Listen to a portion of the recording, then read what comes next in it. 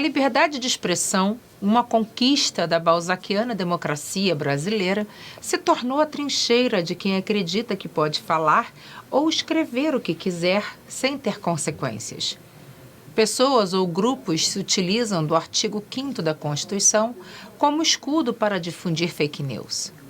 O tema se fortifica ainda mais quando a propagação de informações deturpadas e a utilização de contas inautênticas chegam à cúpula do poder. Neste domingo acontecerá o segundo turno das eleições presidenciais e, no caso de Alagoas, de eleições governamentais. Precisamos ter consciência do nosso dever e responsabilidade com o nosso voto e quanto ao rumo do nosso país. Nunca o papel da imprensa foi tão necessário para desmistificar fake news e ter o compromisso de correr atrás da verdadeira verdade, como diz o Cidade Negra. Essa semana nós vamos conversar com o advogado, jornalista e professor Regis Cavalcante. Seja bem-vindo ao Alagoas em Pauta e obrigada por estar aqui com a gente. Professor, obrigada por conversar conosco aqui no Alagoas em Pauta, seja muito bem-vindo. Vamos conversar um pouquinho sobre o jornalismo político e fake news? Com certeza. Olha, primeiro que quando você cita aí o artigo 5º, ele não é para estimular a mentira, né? O fake news é uma mentira, é o nome moderno que se deu à mentira, à notícia falsa. Geralmente para disseminar no jornalismo político, isto vem sendo combatido com muita preocupação, até porque você lida com a informação. Informação é um direito do cidadão, está lá na Constituição. Para você desenvolver qualquer atividade jornalística, a base que foi a Constituição, sempre, e principalmente essa Constituição que foi resultado da redemocratização, a Constituição de 88, ela permitiu que essa mais ampla e livre forma de expressão pudesse acontecer. Mas não significa que a liberdade ela atinge o direito alheio, né? Claro. E isso é o que você vê disseminado, principalmente porque nós passamos a ter essa revolução no mundo, né? Essa revolução técnico-científica, essa questão da robótica, essa possibilidade nova, esse descortinar de um mundo novo para todos nós, possibilitou também no meio dos veículos, da comunicação como um todo, que todo mundo passasse a ser um jornalista. Exato. Sem a experiência do jornalismo, sem a visão do jornalismo, porque as diversas disciplinas, a própria estrutura de um curso de jornalismo faz com que o profissional veja a questão da ética, da responsabilidade social, do compromisso com a verdade, sobretudo com a verdade, né? Isso se dá hoje num ambiente muito amplo da comunicação. Mas a gente aprende a fazer jornalismo na faculdade, justamente a gente aprende a ouvir os dois lados, a fazer uma boa apuração, tudo isso em busca da verdade, porque quando se ouve os dois lados de uma mesma história, dali a pessoa consegue tirar a verdade, extrair a verdade, porque é muito complicado, né? Uma pessoa que não tem experiência, que não tem formação técnica em jornalismo, em comunicação, achar que pode ter um blog, um site ou o que for, chegar ali, dizer que escreve matérias, mas não faz ideia do que se trata, não sabe como apura, não sabe como entrevista, não é? E se fosse tão simples assim, não existiriam os cursos de comunicação, né? Eu lembro agora você falando, eu lembrei do Milor Fernandes, né? Que dizia assim, livre pensar e só pensar, né? No humorismo que ele colocava nas suas páginas, na sua coluna, fazia um sentido. É o sentido novo que tem essa conquista da internet com as redes sociais. É o livre pensar, é um campo aberto.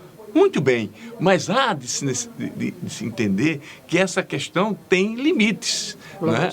Você respeita o espaço da pessoa que você está dialogando, das pessoas que convivem com você no trabalho, na rua, na igreja, enfim.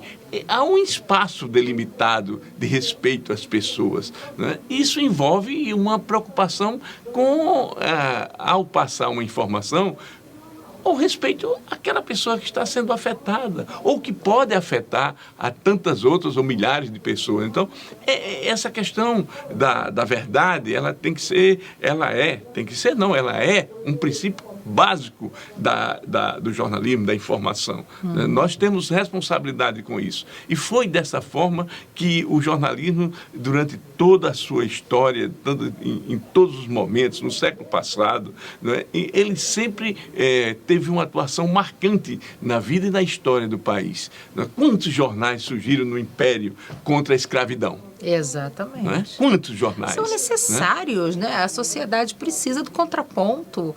Nós precisamos sempre do contraponto. Alguém para chegar e questionar e perguntar o que está sendo feito, por que está sendo feito daquela forma e tudo. E esse é o dever do jornalismo, né? Hoje o que está acontecendo, o que a gente está vendo, é uma banalização da mentira. Sim. Nunca se chamou alguém de mentiroso com tanta facilidade e isso não é mais uma ofensa. Sabe, isso é uma coisa que me intriga muito e me deixa, assim, realmente impressionada, porque a mentira hoje ela é tratada com a maior naturalidade e aceita pela sociedade, porque as pessoas sabem que aquilo é uma mentira, mas elas preferem acreditar naquilo porque aquilo é mais conveniente para elas. Dani, eu tenho uma palavra que pode se definir bem nisso, na questão da informação, da transmissão das ideias, do debate. É a cordialidade. Você tem que ser cordial, né? Na vida. Claro. Não é só na atividade profissional. Né? A cordialidade, o respeito mútuo das pessoas. Eu posso discordar das suas ideias aqui, mas jamais de respeitá-la. Lógico. Né? Mas hoje se convencionou nesse assodamento que se tomou conta da sociedade. Isso não é um problema só brasileiro, né? Isso tomou conta do mundo nessa realidade nova, que passa a ser um objeto de discussão, de embate nas academias, de embate no dia a dia das próprias questões que a vida impõe, nas relações de trabalho. Enfim, esse mau humor generalizado tem contribuído, inclusive, para adoecer as pessoas. Exato. A sociedade está doente. Está doente, né, nesse sentido. Não é? Porque eu posso tranquilamente torcer pelo CSA ou CRB sem precisar agredir o outro torcedor, o amigo ou a pessoa que está simplesmente parente, expressando, né, a sua posição. Famílias estão deixando de se falar, né? E estão cortando relações por causa disso, Sim. Por causa dessa polarização. Né? Isso na política, mas também você observa que em outras relações na sociedade, com esse assodamento, essa forma agressiva de se tratar as pessoas, na falta da cordialidade que a gente chama, vejam só as torcidas organizadas. Virou uma praça de guerra. Exato. Não é? Até entre as torcidas de um mesmo time de futebol, como aconteceu recentemente aqui em Maceió. Quer dizer, o esporte não é para isso. O esporte é algo, não é, saudoso, é uma coisa grandiosa, prazerosa. Né? Toda essa relação do esporte que tem na sociedade, com o torcedor, com o atleta. Enfim, o esporte é para isso, para elevar o cidadão, para superar aquela competição dos esportes mais violentos, da própria guerra. Não? O homem lá atrás tratou muito essa relação de conflito, mas nós não podemos voltar aos tempos das cavernas. Até porque a tecnologia não veio para isso, veio para elevar o homem, né? Exato. Então, mas nós estamos vivendo isso. O jornalismo ajuda muito nisso. Ajuda muito nisso. As redes sociais, elas vieram com outro propósito, né? E as redes sociais estão sendo utilizadas da pior maneira possível, porque qual era o propósito das redes sociais lá atrás? Promover encontros, que as pessoas mantivessem cada vez mais contato, não perdessem contatos com amigos de infância, pessoas que moram longe, fazer novas amizades, inclusive, e nunca para isso, né? Então, hoje em dia, as pessoas se protegem pela tela do celular e dali elas acham que têm o direito de falar e de expor qualquer tipo de opinião, né? E é dessa liberdade sem limites que a gente está falando aqui. Como o senhor mesmo falou, a liberdade de pensar, eu posso pensar o que eu quiser, mas eu não posso verbalizar, eu não posso ter pensamentos que sejam considerados crimes pela Constituição. Hoje em dia, o que eu venho percebendo é que a Constituição ela foi rasgada na nossa cara e ninguém tem feito nada, ninguém tem falado nada. As pessoas cometem crimes atrás de crime, crime de ódio, é racismo, é xenofobia, é ofensa e fica por isso mesmo. O que está acontecendo, professor, assim? Porque em outros tempos as pessoas se intimidavam com a polícia, com o poder público, sabe? Temiam as autoridades. Hoje em dia, não. Você veja, esse episódio do Roberto Jefferson agora, que recebeu a Polícia Federal a tiros. Onde já se viu uma coisa dessas? Sabe, assim, a sociedade, ela realmente está doente e sem limite. Como é que a gente consegue voltar ao tempo em que a Constituição era respeitada e assim como as instituições também? Olha, segue muito isso o mau exemplo. O mau exemplo, né? Essa aventura belíssima que o Humberto Eco coloca da importância das redes sociais, mas ao mesmo tempo ele faz uma crítica muito precisa em cima de quem utiliza a rede social sem, às vezes, nenhum preparo para isso, né? O sujeito passou a dar opinião sobre medicina sem entender, sem nunca ter passado numa escola de medicina, sem conhecer, e passa a medicar. Essa forma de medicação, o próprio presidente da República, na pandemia, virou um expert em cloroquina. Em cloroquina, e ofereceu um remédio para tratar de um problema que era novo no mundo.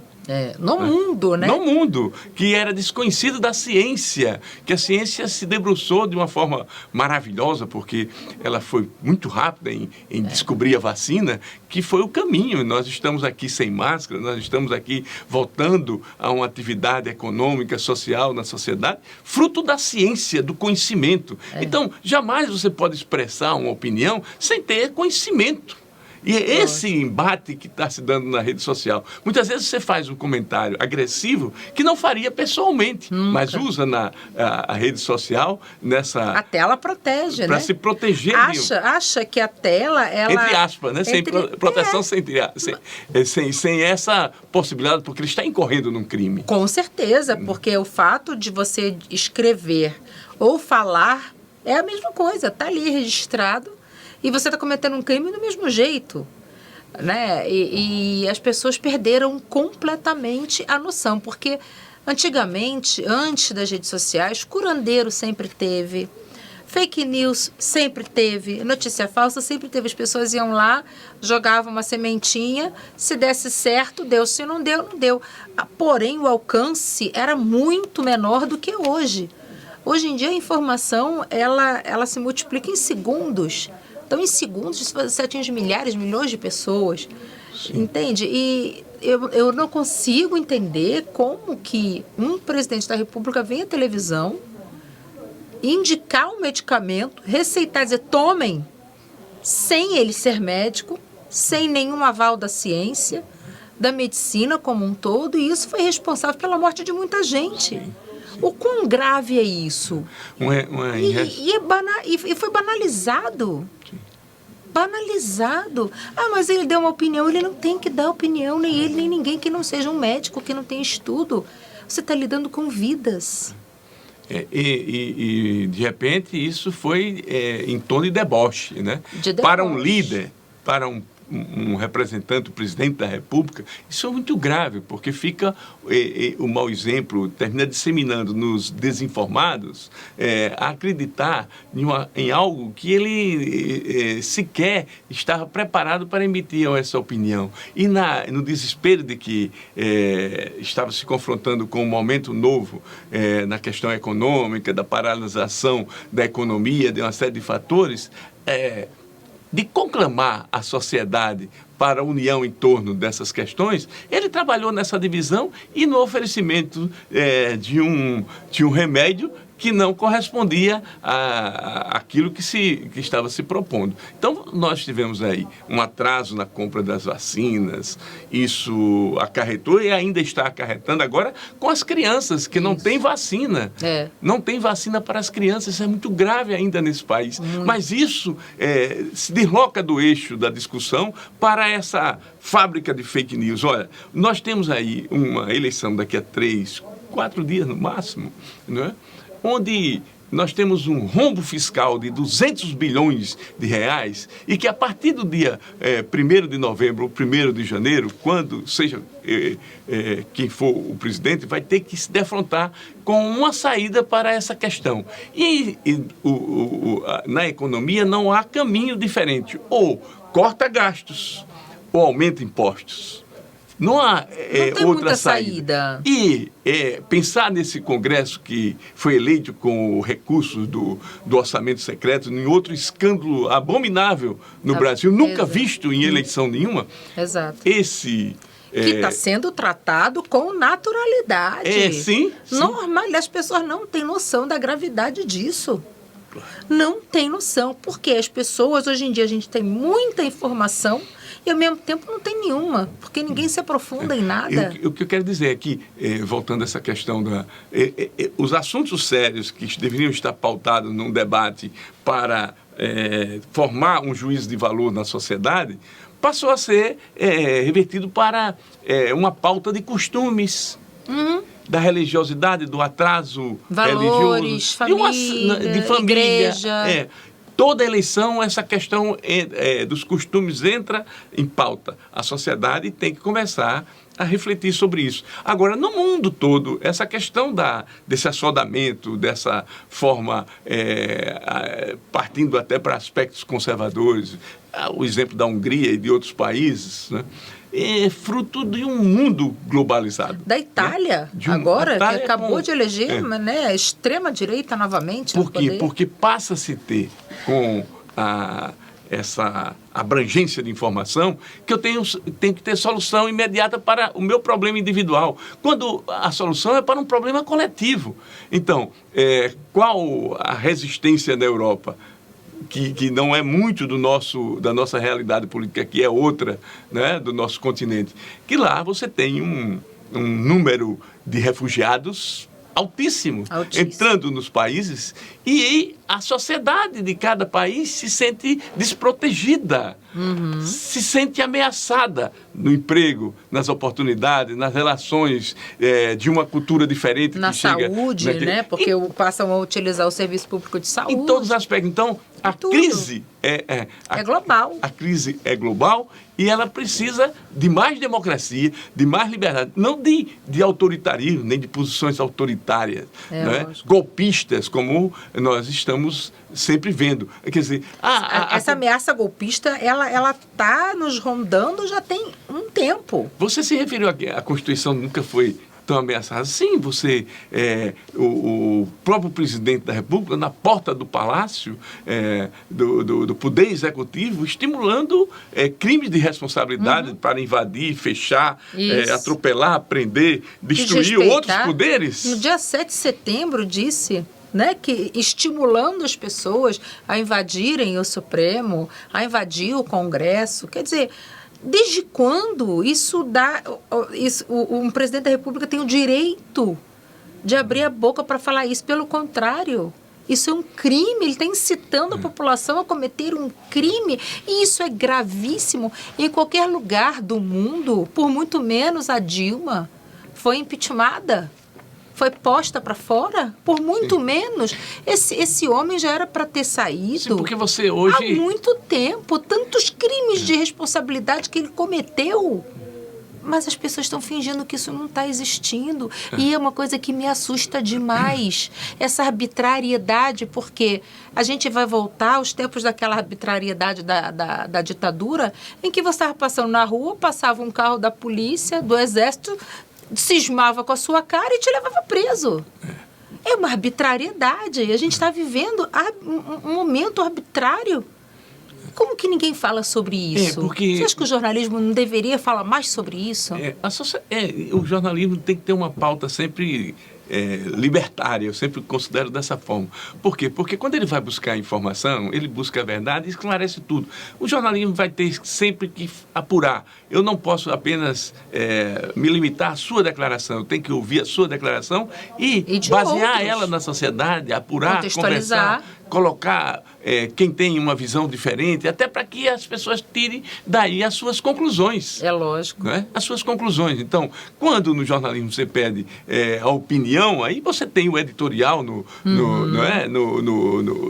veículo de comunicação, da responsabilidade, da visão que o veículo tem sobre aquele contexto. Mas isso não é a praxe hoje desse processo das redes, mas ela vai evoluir para isso, eu tenho certeza. Eu não quero que volte às cavernas, eu quero que a rede social avance, porque isso é o grande momento. Eu estive na Coreia do Norte, lá não tem internet.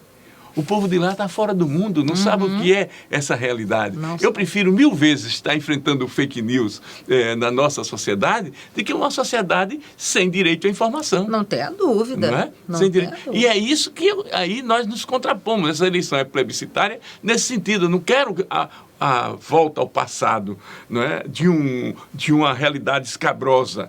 Eu tenho familiares que foram tirados de casa, torturados e depois sequelados, tiveram doenças provenientes dessa realidade. Da tortura, né? E foram tirados, presos, perseguidos de dentro das suas casas sem nenhum mandado de prisão, como foi o caso do Roberto Jefferson.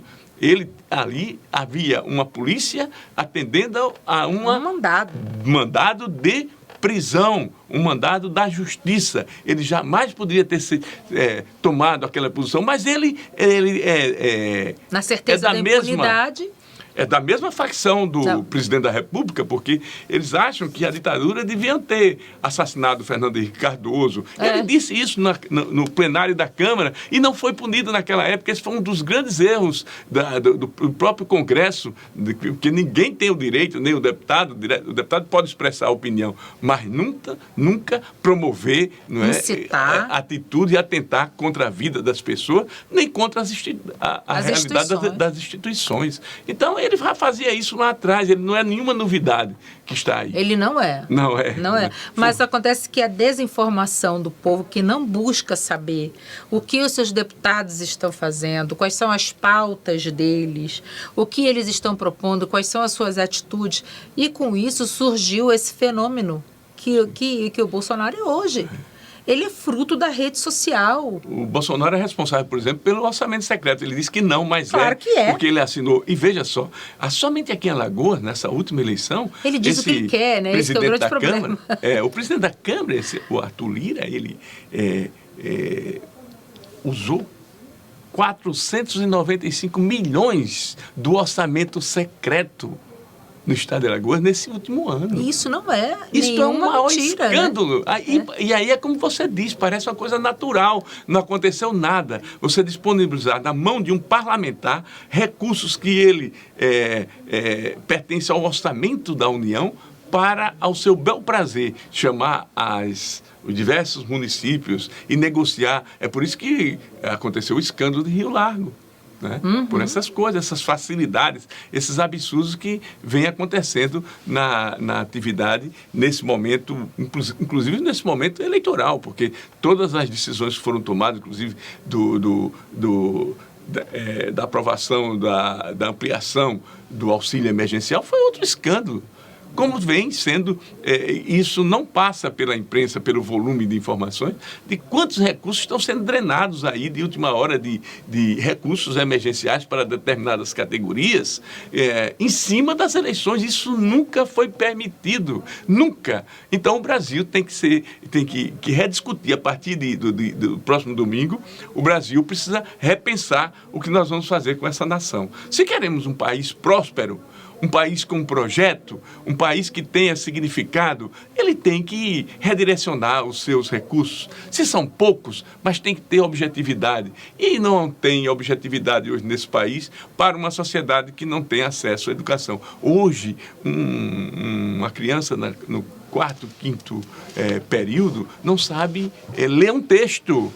Não sabe ler um Pior texto. Do que isso, professor. Não tem nenhuma condição de em tese, entender. termina o ensino médio, ele é um analfabeto funcional. Sim. Quantas pessoas o senhor conhece que tem certificado na mão? Chega no emprego, não, eu tenho ensino médio aqui. Não sabe fazer a conta mais simples, mal sabe assinar o nome, lê de carreirinha e diz que terminou o ensino médio. Quer dizer, então a gente está com uma sociedade que diz... eu tenho tantos formados, tanto da população possui ensino médio. Sim, mas funciona? Que nível de educação que a gente está oferecendo para essas pessoas? Sabe, não é um certificado na mão que vai garantir a cultura, a educação de um ser humano. E, Dani, nós não estamos falando da escola lá do interior do estado, não. É da escola aqui na nossa capital. Na nossa capital. Capital. Exatamente. Não está falando do interior, não, da roça, não. Está falando de escolas aqui. E isso é um problema histórico. Nós temos essa dívida histórica com a sociedade como um todo.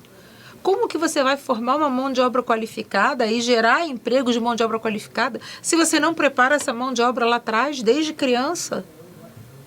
E assim, o descaso como o Brasil vem tratando a educação e a cultura é de assustar. É assim, sabe, de colocar a mão na cabeça e falar, meu Deus, o que vai ser do Brasil num futuro próximo? Assim, esse presidente, ele fez um estrago tão grande no Brasil, tão grande que a gente vai levar muitos anos para começar a respirar, botar a cabeça para fora, para poder limpar todas as besteiras que ele fez ao longo desse período. Isso é muito sério. 4 anos é pouco para um projeto de país, desenvolver todo um planejamento de uma nação. Mas é muito para quem quer destruir a nação. Exatamente. Porque rapidamente isso vai embora. A defasagem, a própria pandemia trouxe, não é, um prejuízo enorme também, não é, com a paralisação das escolas, principalmente as escolas públicas, porque o filho do cidadão pobre não tem esse contato, esse acesso às redes sociais, à internet, a um computador em casa. Então, essa dificuldade, essa paralisação já foi um problema. Aliada a uma situação secular do desleixo com a educação. Né? Então, o Brasil não vai ter nenhum projeto edificante de futuro, porque se você não tratar essa questão da educação, como enfrentar essas novas tecnologias? Um mundo que, a cada momento, desaparece profissões, atividades são substituídas por outras que exigem conhecimento. Então, se você não cuida nesse primeiro momento da educação básica e depois do complemento da educação para que torne o cidadão capaz de participar desse mundo novo, você está jogando gerações fora, ao desperdício, sem nenhuma perspectiva, e vamos trabalhar uma nação só de auxílio emergencial. Que isso é um grande erro. Qual é a sua profissão? Eu estou no auxílio emergencial. Bom, essa é uma atividade nova nesse país e me parece que... o nome é auxílio emergencial, sabe? Não é uma coisa que é para durar a vida toda. Esse é um auxílio emergencial por conta de uma contingência. E os dois lados hoje que estão decidindo as eleições, por conta dessa pressão do marketing eleitoral, do envolvimento, do agora ou nunca, passaram a se identificar nessa agenda, que é um erro. É preciso... Agora, você não vai modificar essa questão se você fecha o país ao livre debate, porque sem democracia jamais nós estaríamos aqui conversando. De forma né? alguma. Sem liberdade de informação, jamais nós estaríamos aqui. A televisão é uma televisão que tem o nome de cidadã, não é? Então imagina, na época da ditadura, jamais uma televisão dessa existiria. Nunca. Como eu dei exemplo lá na Coreia do Norte, não é a questão só, a televisão é só hino marcial, militar. É para fazer lavagem cerebral mesmo nas pessoas. As pessoas não têm voz, só ele que tem, só ele que vai para a TV é estatal, só vai o conteúdo que ele quer, que ele deseja. E é uma população alienada, fora do mundo, né? Completamente. Como você mesmo falou, chegando na Coreia do Norte, muitas pessoas endeusam ele, dizem que ele não tem pessoa melhor do que ele. Por quê? Porque não tem visão. Não sabe, estão fora do mundo. Não tem nenhuma percepção dessas questões. Acham que isso está certo? Que isso é o correto? É inacreditável, professor. Assim, a gente está promovendo esse debate aqui na TV Cidadã, né? Nós conversando aqui. E uma coisa que é importante da gente destacar é que nós estamos fazendo veementes críticas ao atual presidente, e isso não significa que o outro candidato seja a melhor opção. Não, a questão não é essa. A gente não está aqui partidário, dizendo que é A ou que é B, mas acontece que a gente não pode fechar os olhos diante dos absurdos que vêm sendo cometidos ao longo desses 4 anos. Isso não pode ficar impune, nem passar em branco, nem a gente fingir que não existe. É por isso que estamos chegando a esse ponto. Sim, porque os desafios são grandes.